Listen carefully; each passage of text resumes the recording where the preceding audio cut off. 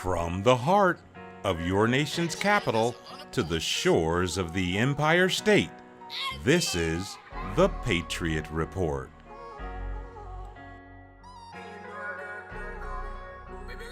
Good morning, good afternoon, good evening to my global audience. Walter Cotton back at you with another installment of the Patriot Report.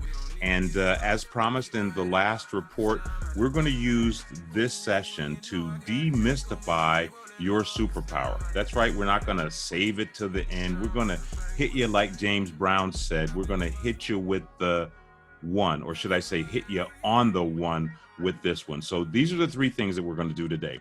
One, we're going to quantify the market opportunity for you. That's right. We're going to show you the more than $500 billion worth of contracts that I'm pointing your attention to. The second thing is I'm going to show you the exact rule of law that enables your superpower. Not trying to hide anything from you, because it's important for you to know that you have this capability. And then the last and final thing I'm going to reintroduce you to the community of practice out there that's currently doing what you need to be doing. So without further ado, let's get started. Let's jump right in. Right. What is the $500 market opportunity, Mr. Cotton? And what does that market opportunity look like? Well, here's how I'm going to quantify it for you. I'm going to use a tool that I am accustomed to employing. The tool is called FedMine, and this is what it looks like right here. And this is basically a government contracting analytics tool, not unlike Deltek or GovWin or many of the other government contracting analytical tools that allow you to do reporting on government contracting history and find information about contracting officers. Okay, great. What this particular tool allows you to do is look at that unique population of contracts that I'm pointing your attention to, which are the expiring contracts, right? That's where I've got my mouse hovered over. And the reason that we're looking at the expiring contracts is because, and let me open this up when I share this one with you. We're looking at the expiring contracts because that is the source of funding that the government has to spend on a year in and year out basis to continue the mission. So if you're smelling what I'm cooking here, we're not talking about going after speculative opportunities that may come out in solicitations one day down the road and you can get in the long line of people and try to compete with them for it. What we're talking about is that marrow, right? That terra firma business that the government has to do on a year in and year out basis. And let me show you what it looks like so that you know exactly what kind of market opportunity you're going after. So what I'm going to tell this system to do really, really quickly is I'm going to tell it to go back and look at all years. And you don't need to be worried about all of those other fields. You'll learn that later, I'm sure, somewhere down the road. Then I'm going to tell it that I want it to look out and bring back to me all of the contracts that are coming up for recompete in the next 48 months. This is going to be an important number. And then the final thing I have the ability to do is tell the system that I want to look at specific industries, right? I want to look at this industry versus that industry. So in this lookup field, I can tell it that I want to look at a specific industry like telecommunications or wireless, and the system will bring me back the next codes that I'm looking for. I can submit those next codes and tell the system, bring me back just that industry, right? And the system will go out and fetch that industry and bring it back. But because, and just for those of you who are skeptical, right? These are real numbers that are coming back here, right? But for the sake of this particular example, we don't want to look at a specific industry. We want to look at all of the available industries. So if I clear this out and I tell the system, I want to look at all industries, and I click that search button, it's going to take a little bit of time for that report to come back. I've done this before, trust me on that. So what I've done is I've gone ahead and take the liberty of run that report already, right? So you don't have to wait for that spinning circle to come back. And when it comes back, I'll validate it for you. I'll go back and show you that we're looking at the exact same numbers. But what this system brings back to you is a group first of top 10 reports. And these top 10 reports are important to you because, again, they quantify, right? They define the targets that you need to go after. So from the top 10 agency perspective, you can see that Navy is number one with $232 billion worth of expiring contracts that are coming up for recompete in the next 48 months. And the list goes on. If you add these numbers up, you're going to come up with a little bit over $500 billion worth of mission critical spending that the government has got to do. Again, continuing with the top 10, you can come up with the top 10 states, you can come up with the top 10 prime contractors, come up with the top 10 industries, the top 10 product codes. But the one I want to point your attention to for this particular analysis, for this particular example, is the set aside area. And what's critical that I want you to focus your attention on is the fact that $500 billion of the work that's coming up for recompete over the next 48 months was not set aside. This is going to become critical and important to you as we move on, but I'm going to drill into that number, right? I'm asking the system now to just take that $500 billion worth of contracts that were not awarded set aside small business and bring that information back to me, because I want to see what are the top 10 agencies. I want to understand what the top 10 industries are that govern that $500 billion worth of contracts. And this is going to be important. I'll wait.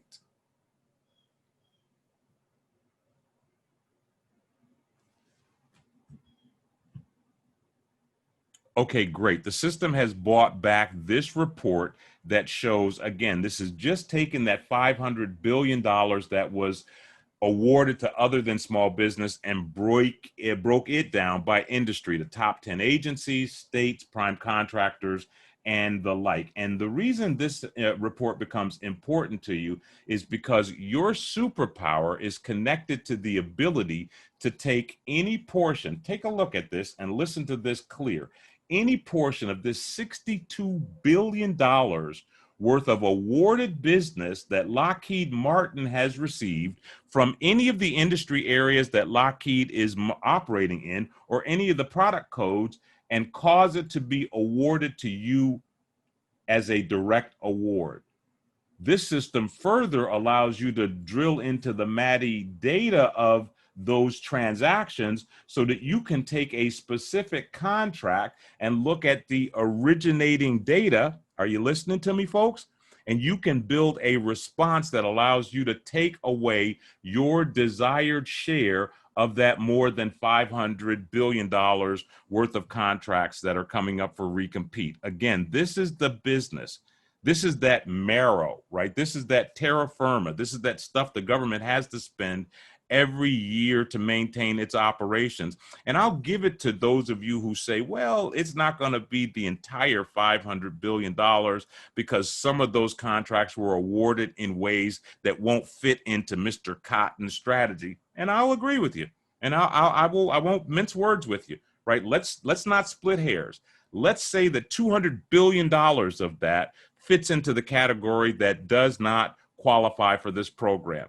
That suggests that the remaining $300 billion does. And if you are employed by someone that's not paying you that kind of cheddar, right? If you were recently unemployed by somebody that wasn't paying you that kind of cheddar, and if you are of the opinion that the government isn't going to give you a reparations check or a stimulus check that is going to equal that amount of money, then you want to pay attention to what I'm about to say, because I'm about to reveal to you. I'm about to reveal to you the superpower that you own that's already codified in settled law. So strap yourself in and pay close attention to what I'm about to share with you, because this is where the ride becomes fun for me, right? Because what we're talking about is taking an ability that I use to help the disabled veteran business community achieve more than $19 billion worth of wealth, and I'm sharing it with people that have and wear my social uniform. So this is how it works. And I know many of you are thinking government contracting, it's a complex maze of stuff. How am I going to figure my way through it? Well, the good news, folks, is that all of the existing regulations, all of the existing rules of law have been settled and are on the books. So you don't need any permission to go after this particular market opportunity. And let me point your attention to a group of very critical enabling pieces of legislation, and pay close attention as I explain these 3 bullets, because this is powerful information that they're not telling you about. They should be telling you about this, but they're not telling you about it for a reason.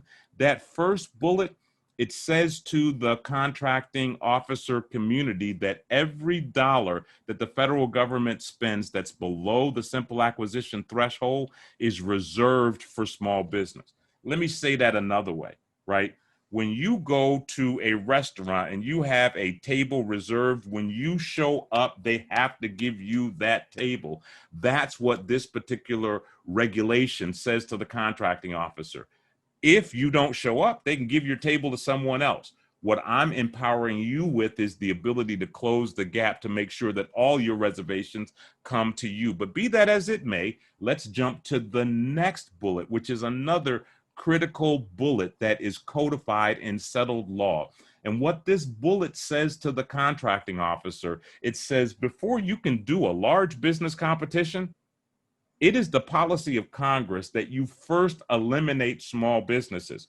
So what you have to do, Mr. or Mrs. Contracting Officer, before you can do a full and open competition with that $500 billion that yesterday you were indiscriminately awarding to large businesses, is you have to do market research. And in your market research, you have to eliminate the existence of small businesses that can do the work before you can do a full and open competition. Which brings me to the final bullets. And this is the piece de resistance here, right? This is the enabler.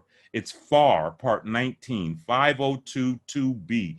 And what it says to the contracting officer is that the contracting officer must give priority to small business contracting for every contract that's above the simple acquisition threshold, above $150,000 to the bazillions of dollars.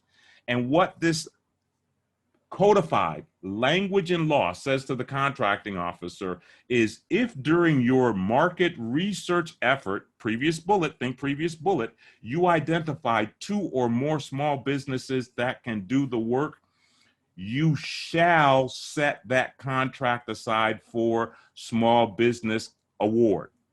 Now that's powerful because there are not enough businesses out there that understand the technology, that understand the capability that I'm sharing with you, that I share with the community of practice, that I teach, that I coach on how to become bigger small businesses. And folks, this is what it looks like. It's not rocket science. We're not trying to hide anything from you rather. What we're talking about is utilizing a very basic strategic alliance or joint venturing model where you take your preference and your capability and you commingle that ecosystem with an organization that has the capability, that has the past performance, that has the product mix and the scope, and you guys create a new organization. That new organization becomes a bigger small business, and it allows you to stand in the gap between the government's desire to continue its mission through the recompete of those existing awarded contracts and the new contract timeline. You get to stand in the gap between that $500+ billion.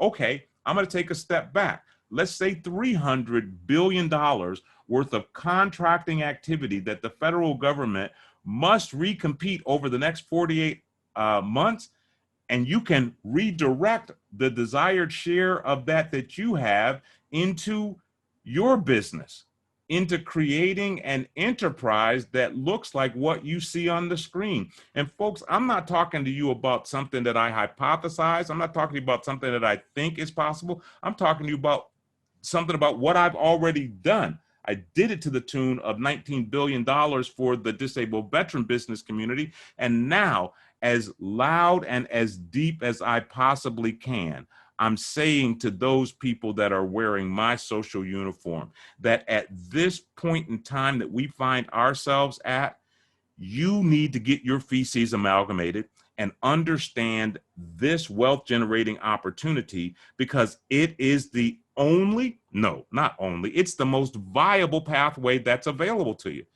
Our federal government, as we go through the process of recovering from this COVID epidemic, pandemic, if you will, and the economic downturn that the social unrest has produced, our government is going to be the primary source, right, of recovery. They have to invest in the Renaissance.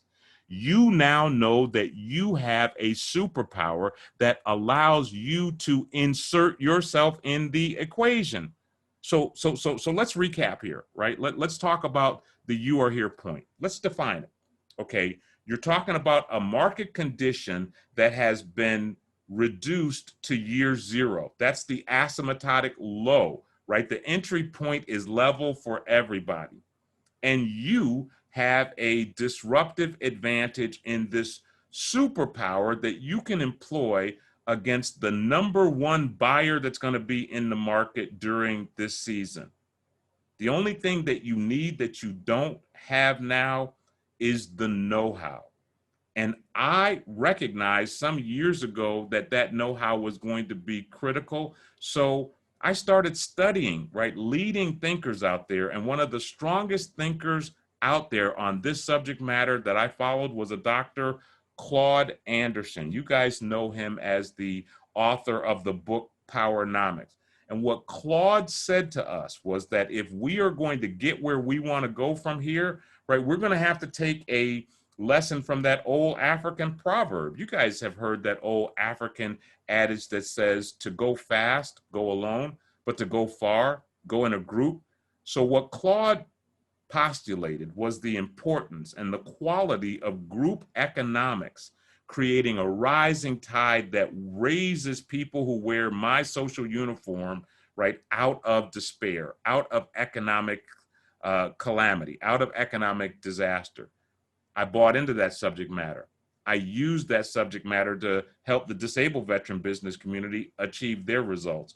I'm now using that same strategy to help people who wear my social uniform acquire the know-how to take advantage of the information that I just shared with you a moment ago. Because in the season that we're in right now, folks, and I say this often to everyone who will listen, it's not important, right? It's not enough for you to just know, right? You now know that you have this ability.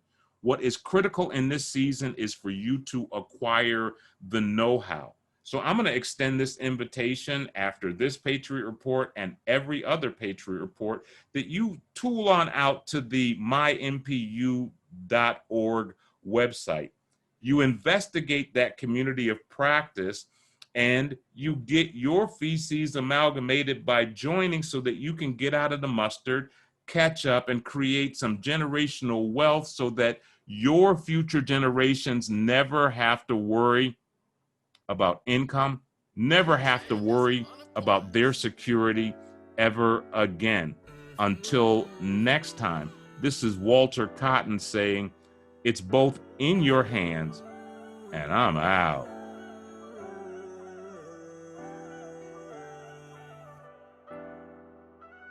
I used to see you in the town, now you be around. You should know the name by now, cause you were knocked out. I can knock it down, we could go a couple rounds right now. Cause I find you so attractive, I know the feeling's the same. I find you way too enticing for me to let you slip away. Cause it's a lot of ladies all over my body, especially lately. They see you by me, now they wanna sway me, they wanna try me. But I know where I belong, so whole life long, fuck with you the long way. You know where we gon' get there one day. Don't be blowing up my phone, I don't hit you all day. There's some rules to the game if you really wanna play. Cause I found you, they don't know much about me, so they don't give a fuck about me. But I found you, you get so much out of me. You the one who stuck around me. This one's real, seem like everyone noticed how I wish I could press fast forward and look at life right now, right now, right now, right now, right now.